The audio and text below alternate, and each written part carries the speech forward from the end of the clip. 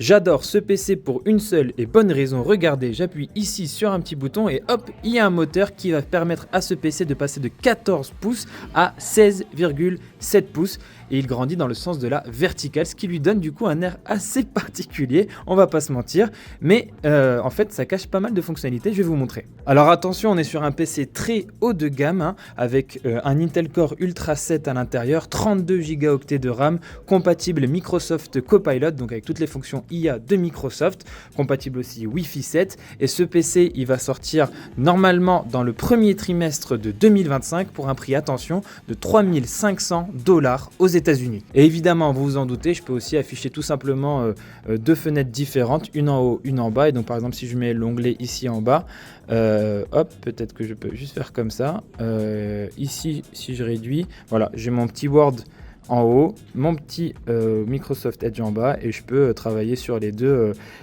logiciels en même temps. Lenovo a aussi pensé à une fonction Virtual Display, donc ici si je clique dessus, la partie inférieure de l'écran devient un autre moniteur, comme si j'avais deux moniteurs, pas besoin d'en installer un à côté, et donc si je veux partager mon écran, je peux partager que cette partie là pendant une visioconférence et continuer de travailler ici sans le montrer aux personnes avec qui je discute. Et derrière ensuite, si j'ai envie de copier ce texte dans un document Word par exemple, j'ai juste à double-cliquer ici ou n'importe quel autre texte parce que c'est stocké ici pendant 180 jours, donc vous pouvez le retrouver bien plus tard.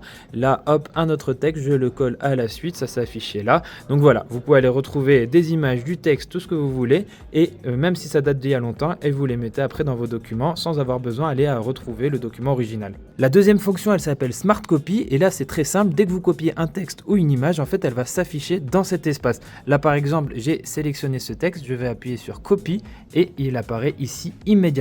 Voilà. À chaque fois, on est sur des scénarios multitâches et là, par exemple, la première fonction, c'est tout simplement une fonction widget et on le voit. Donc, on a Reminder, donc pour les rappels, une to-do list, le calendrier. Pendant qu'on travaille ici, en fait, ici, on a tous nos petits rappels, nos petites options.